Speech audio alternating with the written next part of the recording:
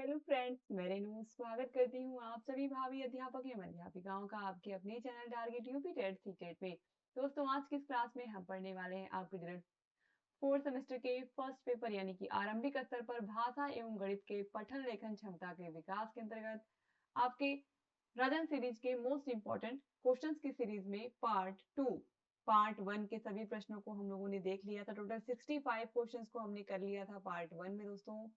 तो यहाँ पर हम आज 65 नंबर के बाद यानी कि 66 से जितने भी क्वेश्चंस यहाँ पर बचे हुए उनको देखेंगे और फिर लास्ट पार्ट भी इसका आएगा। चलिए स्टार्ट करते हैं क्वेश्चन नंबर 66 से। 1 से 9 तक की संख्याओं का ज्ञान छोटे छात्रों को किन माध्यमों से कराया जाना चाहिए। दोस्तों, यहाँ पर पूछ रहा है कि अगर हमें 1 से 9 तक की संख्या छोटे बच्चों को सिखानी है जो स्कूल में बिल्कुल नए आए हुए हैं, तो उन्हें हम कैसे सिखा सकते हैं। गिनती के माध्यम से किस तरीके से, जैसे अगर कक्षा में 10 बच्चे हैं या 15 बच्चे हैं, कक्षा 1 में मान लीजिए 15 बच्चे हैं, तो एक लाइन से सबको खड़ा करके 1 2 3 4 5 6 इस तरह से आप गिना सकते हो। या फिर खेल के माध्यम से कि बच्चों से कह दिया कि अलग अलग प्रकार के रंग बिरंगे खिलौने ले आओ, या फिर जो आपके पास टीएलएम मौजूद है कक्षा में उसके माध्यम से भी आप बच्चों को 1 से 9 तक की संख्याओं का ज्ञान करवा सकते हैं। अगर आपके पास प्लास्टिक की बॉल्स हैं उससे भी आप करवा सकते हैं, कविता के माध्यम से भी आप करवा सकते हैं। ठीक है। इसके अलावा मूर्त वस्तु जिसकी बात मैंने की कि बहुत सारे टीएलएम होते हैं हमारे पास, या कंकड़ पत्थर के माध्यम से भी हम गिन करके बच्चों को 1 से 9 तक की संख्याओं का ज्ञान करा सकते हैं। तो यहाँ पर ऑप्शन नंबर द जो है ये सभी ये राइट आंसर हो जाएगा। क्वेश्चन नंबर 67 पे आते दोस्तों, मैं आपको बता दूं कि फर्स्ट पार्ट जो इसका है उसका पूरा का पूरा लिंक आपको डिस्क्रिप्शन बॉक्स और कमेंट बॉक्स में मिल जाएगा। आप कंप्लीट वीडियो देख सकते हो। सारे विषयों की लिंक आपको डिस्क्रिप्शन बॉक्स और कमेंट बॉक्स में मिल जाएगी। आप अच्छे से सारे विषयों की तैयारी अपने 4th सेमेस्टर की मन लगा करके बिल्कुल स्टार्ट कर दीजिए, क्योंकि अब आपके पास समय बहुत कम है और तैयारी बहुत अच्छी करनी है आपको। तो इसीलिए अभी से लग जाइए तैयारी करने में, और जहाँ कहीं कोई भी डाउट है, कोई भी समस्या आ रही है, तो आप कमेंट बॉक्स में हमसे पूछ सकते हैं। दोस्तों, आपको सारे के सारे विषयों के नोट्स, इसके अलावा सारे विषयों की पीडीएफ, नोट्स की पीडीएफ, सारे विषयों के क्लासेस, सारे विषयों के राजन सीरीज, पवन सीरीज की पूरी पीडीएफ, ये सब हम आपको प्रोवाइड करते हैं अपने ऐप में। ऐप का नाम है अस्तित्व एकेडमी। ऐप की लिंक भी आपको डिस्क्रिप्शन बॉक्स और कमेंट बॉक्स में मिल जाएगी। तो दोस्तों, आप लोग वहां से जाकर के देख सकते हैं, और कोई भी डाउट होगा तो भी आपको मैं नंबर दे दूंगी अपना, अपने channel target UP TET CTET का, जहां पर आप सारी की सारी जानकारी हमारी हमारे ऐप के बारे में, हमारे कोर्स के बारे में, इसके अलावा सारे के सारे विषयों के नोट्स के बारे में आप ले सकते हैं। ठीक है। सबसे छोटी अभाज्य संख्या, सबसे छोटी सम अभाज्य संख्या, अभाज्य संख्या यानी कि जो स्वयं से और एक से कटती हो, इसके अलावा किसी से ना कटती हो, तो सबसे छोटी सम अभाज्य संख्या 2 है। ऑप्शन स सही हो जाएगा। क्वेश्चन नंबर 68 है 22 गुणे 34 का गुणनफल। अगर हम 22 गुणे 34 करेंगे तो इसका जो गुणनफल आएगा दोस्तों 748। ठीक है, आप इसको करके देख सकते हो, इस तरह से आप लिख सकते हो, आप देख सकते हो ये। इसके बाद क्वेश्चन नंबर 69 है ता वर्ग का उच्चारण स्थान क्या है। तो ता वर्ग का उच्चारण स्थान दोस्तों दंत है, ता था द ध ना। ऑप्शन द सही हो जाएगा। क्वेश्चन नंबर 70 है निम्न में से दंत व्यंजन है। तो ता था द ध न। तो यहाँ पर ऑप्शन आ जो है ये राइट आंसर हो जाएगा। क्वेश्चन नंबर 71 है संज्ञा शब्द होते हैं। तो संज्ञा शब्द क्या होते हैं, विकारी या फिर अविकारी। तो संज्ञा शब्द होते हैं विकारी, क्योंकि इनके ऊपर लिंग वचन सभी का प्रभाव पड़ता है। क्वेश्चन नंबर 72 है सर्वनाम के कितने भेद होते हैं दोस्तों। तो सर्वनाम के टोटल होते हैं 6 भेद। ऑप्शन ब यहाँ पर राइट आंसर हो जाएगा। ये सब दोस्तों एग्जाम में बहुत ही अच्छे अच्छे क्वेश्चंस हैं जो बार बार रिपीट होते हैं। तो अगर आप अच्छे से पढ़े रहोगे तो ये क्वेश्चंस जैसे ही आपको दिखेंगे आप तुरंत क्लिक कर लोगे। तो देखिए, तो 6 भेदों में कौन कौन से होते हैं, पुरुषवाचक, निश्चयवाचक, अनिश्चयवाचक, संबंधवाचक, प्रश्नवाचक और निजवाचक सर्वनाम। क्वेश्चन नंबर 73 है वाच्य कितने प्रकार के होते हैं। तो वाच्य 3 प्रकार के होते हैं। कौन कौन से होते हैं, कतिर्वाच्य, कर्मवाच्य और भाववाच्य। ऑप्शन आ सही जाएगा। क्वेश्चन नंबर 74 निम्नलिखित में से उद्धरण विराम चिन्ह कौन सा होता है। तो उद्धरण विराम चिन्ह मतलब जो डबल इन्वर्टेड कॉमा होते हैं इस तरह से। तो ऑप्शन सही हो जाएगा। क्वेश्चन नंबर 75 है संबोध निर्माण का चरण होता है मिलान करना, तुलना करना, और बा दोनों, इनमें से कोई नहीं। तो राइट आंसर है ऑप्शन नंबर स और बा दोनों। क्वेश्चन नंबर 76 पे आते हैं संबोध निर्माण के आधार पर निम्न में से कौन सत्य है? वस्तुओं तथा घटनाओं के बारे में अनुभव, घात से आघात के क्रम में अनुभव, अवधारणा या संबोध निर्माण हेतु प्रत्यक्षीकरण, या मूर्त अमूर्त के क्रम में अनुभव।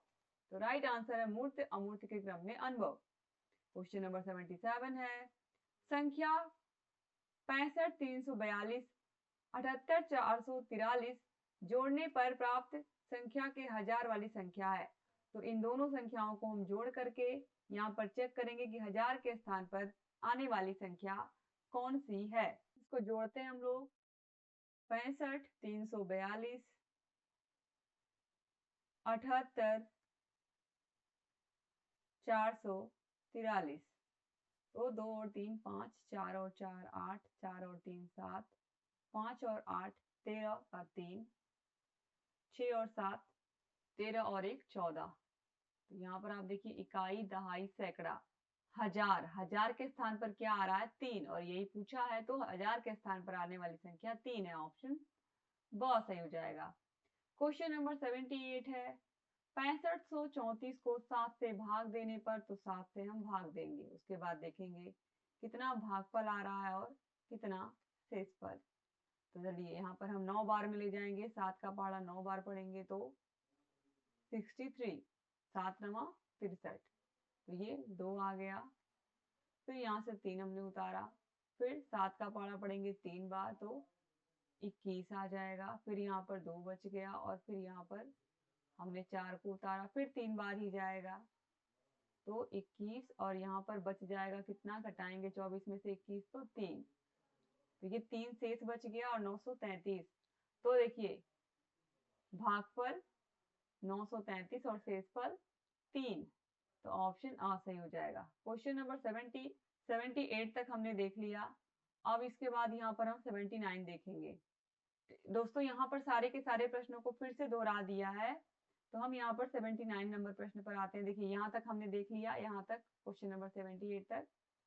अब क्वेश्चन नंबर फ्रेंड 78 के बाद 79 आना चाहिए था, लेकिन यहाँ पर कुछ मिसप्रिंट होने की वजह से फिर यहाँ पर जो सीरियल है वो सही नहीं है। यहाँ पर आप आगे देखोगे अगर, तो ये सब प्रश्न आप पढ़ चुके हो ऑलरेडी, पिछले इसमें मैंने पढ़ा दिया था। ये सब प्रश्न अभी आप पढ़ चुके हो, ये अभी आप लोगों ने देखा भी है, ये सारे सर्वनाम के भेद, वाच्य कितने प्रकार के होते हैं। तो अब हम आगे बढ़ते हैं अगले प्रश्न पर, क्वेश्चन नंबर 92 पर। दोस्तों इसी तरह से आपके सीरीज में भी है, आप देखोगे, आप देखिए पेज नंबर 12 और ये पेज नंबर 10, यहाँ पर 2 बार छप गया, यहाँ पर भी 10 है और यहाँ पर भी 10 है। ठीक है, तो यहाँ पर 10 के बाद 11 आना चाहिए था, 11 होना चाहिए था यहाँ पर, और फिर 12 होना चाहिए था। ठीक है, तो 2 बार मिसप्रिंट हुआ है इसमें, बुक में, आपकी सीरीज में। तो क्वेश्चन नंबर 92 देखते हैं, लिखित भाषा के ध्वन्यात्मक पठन को क्या कहते हैं? जब हम ध्वनि के साथ पढ़ते हैं, बोल बोल करके पढ़ते हैं, तो इसे हम कहते हैं सस्वर पठन। ठीक है, तो लिखित भाषा के ध्वन्यात्मक पठन को मुख से बोल करके पढ़ेंगे तो सस्वर पठन। अगर मन में पढ़ेंगे, बिल्कुल आवाज करते हुए नहीं पढ़ेंगे, कोई किताब रखी हुई है उसको हम पढ़ रहे हैं, मन में पढ़ रहे हैं, बोल के नहीं पढ़ रहे हैं, तो इसको मौन वाचन कहेंगे या मौन पठन कहेंगे। क्वेश्चन नंबर 93 है, वाक्य में निम्नलिखित गुण होते हैं? सार्थकता, क्रमबद्धता, उपयुक्त दोनों या इनमें से कोई नहीं। तो राइट आंसर ऑप्शन सा, उपयुक्त दोनों। का उच्चारण स्थान क्या है? तो का कंठ है, हम सभी को पता है, ऑप्शन सा सही हो जाएगा। क्वेश्चन नंबर 95 है, इच्छा शब्द का पर्यायवाची है? आशा, स्पृहा, अभिलाषा या ये सभी। तो राइट आंसर है ऑप्शन नंबर द, ये सभी। क्वेश्चन नंबर 96 है, कोष्टक चिन्ह है? तो ये तीनों ही कोष्टक चिन्ह है, ऑप्शन द सही हो जाएगा, ये सभी। क्वेश्चन नंबर 97 है, किसी कथन को विस्तार देने वाले विवरण को प्रारंभ करने के लिए किस विवरण चिन्ह का प्रयोग होता है? तो फ्रेंड्स ऑप्शन आ, इसे ही हम विवरण चिन्ह कहते हैं। बाकी ये तो कोष्टक है, ये पूर्ण विराम है, ये प्रश्नवाचक चिन्ह है। क्वेश्चन नंबर 98 है, मातृभाषा है? तो दोस्तों हमारे देश में कोई मातृभाषा है ही नहीं। ठीक है, सिर्फ और सिर्फ यहाँ पर हिंदी जो है ये राजभाषा है। हिंदी क्या है? हमारी राजभाषा है। तो यहाँ पर ऑप्शन ब सही दिया हुआ है, लेकिन हमारी जो हिंदी है वो राजभाषा है, मातृभाषा नहीं है, इस बात का आप ख्याल रखिएगा। क्वेश्चन नंबर 99 है, बालकों की प्रथम पाठशाला है? तो परिवार बालकों की प्रथम पाठशाला है। क्वेश्चन नंबर 100 है, हिंदी का संबंध किस लिपि से है? तो देवनागरी लिपि से है। क्वेश्चन नंबर 101 है, हिंदी शिक्षक हिंदी शिक्षक जब शिक्षण कार्य करता है तो उसे कराना चाहिए। जब हिंदी शिक्षक पठन का कार्य करते हैं या शिक्षण का कार्य करते हैं तो उन्हें सस्वर पठन भी कराना चाहिए और मौन वाचन दोनों ही कराना चाहिए। ऑप्शन सा सही हो जाएगा, दोनों ही। क्वेश्चन नंबर 102 है, पद्य शिक्षण में आवश्यक है सस्वर वाचन, मौन वाचन, आ और बा दोनों या कोई नहीं। दोस्तों राइट आंसर हो जाएगा सस्वर वाचन, क्योंकि जो पद्य शिक्षण होता है जिसमें गीत होते हैं या फिर कविता होती है तो उसे हमें अच्छे से सस्वर वाचन में ही पढ़ाया जाता है। फ्रेंड्स क्वेश्चन नंबर 103 है, प्राथमिक स्तर के बालकों के लिए शिक्षण के लिए आवश्यक है सस्वर वाचन, मौन वाचन, आ और बा दोनों या गंभीर वचन। तो कक्षा 1 से 5 तक के बच्चों की बात अगर हम करें प्राथमिक स्तर की, तो इसमें हम सस्वर वाचन को ही लेकर के चलेंगे, क्योंकि जिस तरह शिक्षक पढ़ते हैं उसी तरह बच्चे भी उनका अनुसरण करते हुए आगे बढ़ते हैं। तो मौन वाचन का यहाँ पर बहुत ज्यादा योगदान नहीं होता है, क्योंकि बच्चों को यहाँ पर हम मन में पढ़ने के लिए नहीं सिखाते हैं। क्वेश्चन नंबर 104 है, पूर्व माध्यमिक कक्षाओं हेतु हिंदी शिक्षण कराना चाहिए। तो अगर पूर्व माध्यमिक कक्षाएं हैं, बड़ी कक्षा के छात्र हैं, तो इनको हम मौन वाचन द्वारा पढ़ना सिखा सकते हैं, ताकि अगल बगल के बच्चे उनसे डिस्टर्ब ना हो या कोई भी डिस्टर्ब ना हो। फ्रेंड्स ये हमारा कॉन्टेक्ट नंबर है 7705954549। यहाँ पर कॉल करके आप सभी विषयों के नोट्स प्राप्त कर सकते हैं। सभी विषयों के अगर आप चाहते हैं कि आपको सारे विषयों की क्लासेस भी मिल जाएं, वीडियोस लेक्चर मिल जाएं, सारे विषयों के नोट्स मिल जाएं, अगर सब कुछ आपको चाहिए तो ये हमारा ऐप है अस्तित्व एकेडमी ऐप। इसको डाउनलोड कर लीजिएगा प्ले स्टोर से। डिस्क्रिप्शन बॉक्स और कमेंट बॉक्स में आपको लिंक इसकी मिल जाएगी। और आप कोई भी दिक्कत है, आप व्हाट्सएप नंबर हमारा ये, इस पर आप व्हाट्सएप भी कर सकते हो और कॉल करके भी पूछ सकते हो। ठीक है, तो आगे बढ़ते हैं। क्वेश्चन नंबर 105 है, गद्य पाठों का शिक्षण मुख्य रूप से किस वाचन द्वारा होना चाहिए। गद्य पाठों की बात करें तो गद्य में नाटक आता है, कहानी आती है, ठीक है, ये सब चीजें, उपन्यास, ये सब आते हैं गद्य में। तो इसका जो पठन है वो मन में ही होना चाहिए। जैसे कोई किताब हम पढ़ रहे हैं तो उसको हम मन में ही पढ़ते हैं। क्वेश्चन नंबर 106 है, मौखिक अभिव्यक्ति में कौन सी विधि उचित नहीं है।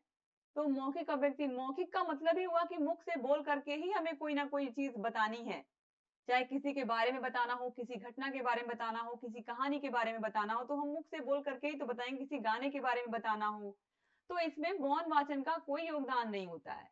ऑप्शन 10 है, अगर हम चुप रहेंगे तो हम बोलेंगे कैसे, फिर हमारी मौखिक अभिव्यक्ति कैसे होगी। क्वेश्चन नंबर 107 है, मौखिक आत्म प्रकाशन का आधार नहीं है कहानी, कथोपकथन, मौन वाचन या चित्रमाला। मौखिक आत्म प्रकाशन का आधार नहीं है। तो फ्रेंड्स राइट आंसर यहाँ पर हो जाएगा मौन वाचन। फिर यहाँ पर वही चीज है कि अगर हम कोई चीज बोल करके कह रहे हैं तो हम चुप कैसे रहेंगे, दोनों में से एक ही काम तो हो पाएगा। आगे बढ़ते हैं फ्रेंड्स अगले प्रश्न पर। क्वेश्चन नंबर 108 है, हिंदी किस लिपि से संबंधित है। तो देवनागरी। क्वेश्चन नंबर 109 है, वर्णों के समूह को क्या कहते हैं। वर्णमाला। क्वेश्चन नंबर 110 है, हिंदी वर्णमाला में मूल रूप से कितने वर्ण होते हैं। तो 52। ऑप्शन बा सही हो जाएगा। क्वेश्चन नंबर 111 है, अस्पर्श व्यंजन नहीं है। तो स्पर्श व्यंजन इसमें से कौन सा नहीं है। तो ये यहाँ पर यार अलावा पा फा बा भा मा तक स्पर्श व्यंजन होते हैं, सब क से लेकर के म तक। बाकी ये जो यार अलावा है ये अंतस्थ व्यंजन होते हैं। शा शा शा हा ऊष्म व्यंजन होते हैं। क्वेश्चन नंबर 112 है, पा का उच्चारण स्थान क्या है। तो पा फा बा भा ओस्ट। ऑप्शन द सही हो जाएगा। क्वेश्चन नंबर 113 है, ज्ञ वर्ण किन दो वर्णों के मेल से बना है। तो ज और इया से मिलकर के बना हुआ है, संयुक्त वर्ण है। क्वेश्चन नंबर 114 है, अंग और अह क्या कहलाते हैं। तो अंग और अह को हम अयोगवाह कहते हैं। बहुत इंपॉर्टेंट प्रश्न है दोस्तों।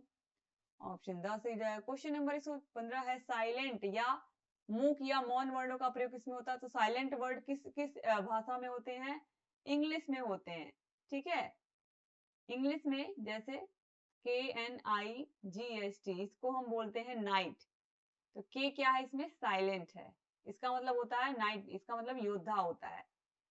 ठीक है, क्वेश्चन नंबर 116 है, जिन स्वरों का उच्चारण करते समय मुख पूरी तरह खुला रहता है वे क्या कहलाते हैं। तो वे कहलाते हैं विवृत स्वर। ऑप्शन बहुत सही हो जाएगा। क्वेश्चन नंबर 117 है, शब्द की विशेषताएं हैं। शब्दों के मेल से वाक्य बनता है। वाक्यों में प्रयोग किए गए शब्द पद कहलाते हैं। बिल्कुल सही। शब्दों के बिना भाषा का कोई अस्तित्व नहीं है, शब्दों से मिलकर के ही वाक्य बनता है और इस तरह हम एक भाषा को बोलते हैं। तो ऑप्शन द सही हो जाएगा, ये सभी। क्वेश्चन नंबर 118 है, नीचे दी गई संख्याओं का अवरोही क्रम यानी कि घटते हुआ क्रम कौन सा है? तो देखिए, जो घटता हुआ क्रम है 7864, फिर 7854 उससे कम, फिर 7846 उससे कम और 78 सबसे कम। तो इस तरीके से ऑप्शन अ ही सही हो गया। क्वेश्चन नंबर 119 है, 9 2 11 होना सभी को पता है, इस मुहावरे का क्या अर्थ है? भाग जाना। ऑप्शन आ सही हो जाएगा। क्वेश्चन नंबर 120 है, संख्या 5 को अगर 0 से गुणा करते हैं तो गुणनफल क्या मिलेगा? कितनी भी बड़ी संख्या हो, अगर उसको हम 0 से गुणा कर देंगे तो उसकी वैल्यू क्या हो जाएगी? 0 हो जाएगी। क्या हो जाएगी? 0 हो जाएगी। आगे बढ़ते हैं फ्रेंड्स।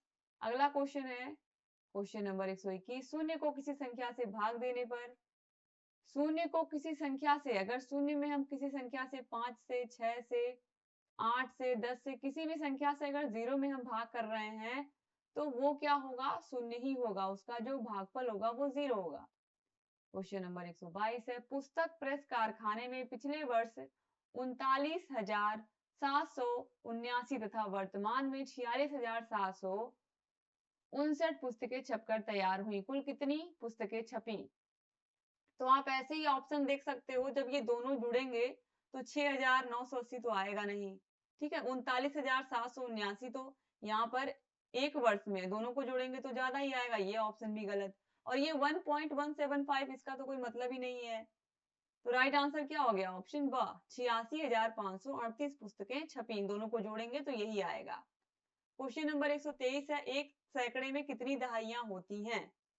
एक सैकड़े में कितनी, एक सैकड़ा मतलब 100, तो 100 में कितनी दहाइयां या कितने 10 हैं? तो 10 ही तो 10 हैं। 100 के नोट में कितने 10 के नोट होंगे? 10 ही तो होंगे। क्वेश्चन नंबर 124 है, वर्णों के सार्थक समूह को क्या कहते हैं? तो वर्णों के सार्थक समूह को हम कहते हैं शब्द। ऑप्शन आ जो है राइट आंसर हो जाएगा। आगे बढ़ते हैं फ्रेंड्स। अगला क्वेश्चन है क्वेश्चन नंबर 125, अ ई उ री स्वर किस प्रकार के हैं? तो अ ई उ री, यहाँ पर छोटी ई है, बड़ी ई नहीं है दोस्तों, तो ये हरस स्वर है। ऑप्शन सा सही हो जाएगा। क्वेश्चन नंबर 126 है, इस विराम चिन्ह को कहते हैं? तो इस विराम चिन्ह को हम पूर्ण विराम कहते हैं। ऑप्शन सा सही हो जाएगा। क्वेश्चन नंबर 127 है, अतिवृष्टि का विलोम है अनावृष्टि। ऑप्शन ब सही हो जाएगा। क्वेश्चन नंबर 128 है, या रा ला वा व्यंजन है? तो या रा ला वा क्या है? अंतस्थ व्यंजन है। ऑप्शन सा सही हो जाएगा। क्वेश्चन नंबर 129 है, संख्या 8530 में सैकड़ा वाली संख्या है, इकाई दहाई सैकड़ा यानी कि 5। ऑप्शन ब सही हो जाएगा। क्वेश्चन नंबर 130 है, दो अंकों की सबसे बड़ी संख्या? तो 99। ऑप्शन द सही हो जाएगा। क्वेश्चन नंबर 131 है, पठन कितने प्रकार का होता है? तो पठन जो होता है वो दो प्रकार का, सस्वर और मौन। तो यहाँ पर आप देखिए ऑप्शन ब सही हो जाएगा। क्वेश्चन नंबर 132 है, भा वर्ण किस वर्ग में आता है? तो प फ ब भ यानी कि प वर्ग में। ऑप्शन सा सही हो जाएगा। क्वेश्चन नंबर 133 है, निम्न संख्याओं में अवरोही क्रम यानी कि घटता हुआ क्रम इसमें से कौन सा है? तो देखिए 20 से कम 15, 15 से कम 10, 10 से कम 5 और 5 से कम 2 यानी कि ऑप्शन आ सही हो जाएगा। क्वेश्चन नंबर 134 है, किसी संख्या में शून्य से गुणा करने पर प्राप्त होगा? तो किसी भी संख्या में 0 से गुणा करेंगे तो हमें 0 ही प्राप्त होगा। ऑप्शन द सही हो जाएगा। क्वेश्चन नंबर 135 है, सम्मान शब्द उदाहरण है? सम्मान शब्द किसका उदाहरण है? द्वित्व व्यंजन का। ऑप्शन ब सही हो जाएगा। क्वेश्चन नंबर 136 है, किसी भी संख्या के मान होते हैं दो, वास्तविक मान स्थानीय मान। तो ऑप्शन ब सही हो जाएगा। क्वेश्चन नंबर 137 है, मूल संख्या में वृद्धि करना, बढ़ाना या योग करना क्या कहलाता है? जोड़। ऑप्शन आ सही हो जाएगा। क्वेश्चन नंबर 138 है, जिनका उच्चारण कंठ से होता है वो? का ख ग घ। ऑप्शन आ सही हो जाएगा, ये का वर्ग है। क्वेश्चन नंबर 139 है, ज्ञानार्जन और ज्ञान वृद्धि का साधन है? प्रत्यक्ष निरीक्षण तथा स्वानुभव। कोई भी चीज अगर हम प्रत्यक्ष से उसको छू करके देखेंगे, उसका अनुभव करेंगे तो हम जरूर उससे कुछ ना कुछ सीखेंगे। कहीं किसी नई जगह पर हम जाते हैं तो वहां पर घूमते हैं, वहां की इमारतों को देखते हैं, नदियों को देखते हैं, झरनों को, झीलों को, तो हम कुछ ना कुछ वहां के लोगों को, वहां के खान पान से कुछ ना कुछ देख करके, सीख करके आते हैं। तो हम कुछ ना कुछ अनुभव करके आते हैं। विचार विनिमय हम दूसरों से शिक्षा करके, दूसरों को देख करके भी बहुत कुछ सीखते हैं। स्व अध्याय और पठनाभ्यास, किताबों को पढ़ने के माध्यम से भी हम बहुत कुछ सीखते हैं, तो ऑप्शन द ये सभी राइट आंसर हो जाएगा। क्वेश्चन नंबर 140 है, विराम संबंधी समस्या का मुख्य कारण क्या है? तो विराम चिन्हों का ज्ञान न होना ये सबसे मुख्य कारण होता है, ऑप्शन आ सही हो जाएगा। हालांकि आत्मविश्वास का अभाव भी होता है, लेकिन अगर प्रमुख कारण की बात करेंगे हम तो यही है। जब बच्चे को नॉलेज ही नहीं है विराम चिन्ह का, तो वो कैसे सही से विराम चिन्हों का प्रयोग कर पाएगा? तो इस तरीके से दोस्तों यहाँ पर टोटल 140 प्रश्नों को हमने खत्म किया। इसके बाद जितने भी प्रश्न बचे हुए हैं उनको हम पार्ट 3 में देखेंगे। तो आप सारे के सारे विषयों की तैयारी अच्छे से करिए दोस्तों। ये आपके 4th सेमेस्टर का संपूर्ण कोर्स है। इसमें आपको क्या क्या चीजें मिलेंगी, देखिए वीडियो लेक्चर, सारे विषयों की क्लासेस के आपको वीडियोस मिलते हैं। सारे विषयों के नोट्स आपको पीडीएफ के रूप में प्राप्त हो जाएंगे, वो भी हाथों से लिखे हुए हैंड रिटन नोट्स। सारे विषयों की टेस्ट सीरीज आपको मिल जाएगी। सारे विषयों के प्रीवियस ईयर क्वेश्चन पेपर्स का सॉल्यूशन मिल जाएगा। राजन सीरीज, पवन सीरीज, इसके अलावा हर एक विषय का आपको एक ही वीडियो में पूरा का पूरा क्लास मिल जाएगा। तो ये सब आपको मिलेंगे हमारे ऐप अस्तित्व अकेडमी ऐप पर। ऐप की लिंक आपको डिस्क्रिप्शन बॉक्स और कमेंट बॉक्स में मिल जाएगी। कोई भी समस्या हो तो ये हमारा कॉन्टेक्ट नंबर है, कॉल करके या मैसेज करके, व्हाट्सएप नंबर भी है, तो आप मैसेज भी कर सकते हैं। कोई दिक्कत हो हमसे पूछ सकते हैं ऐप के बारे में। तो फ्रेंड्स चैनल को हमारे सब्सक्राइब कर लीजिए, और जहाँ कहीं कोई भी डाउट है हमसे पूछते रहिए, और हमें इंस्टा पर भी फॉलो कर लीजिए, ठीक है? तो तैयारी करते रहिए, और जहाँ कहीं लगे आपको कोई समस्या आ रही कुछ भी, तो आप हमसे पूछ सकते हैं ऐप के बारे में या अपने कोर्स के बारे में। अगर केवल आपको सारे विषयों के नोट्स चाहिए या एक या दो विषय का ही नोट्स चाहिए, तो वो भी हम आपको प्रोवाइड कराते हैं, तो भी आपको मिल जाएगा। एक बार फिर से आप सभी भाई बहनों का बहुत बहुत शुक्रिया।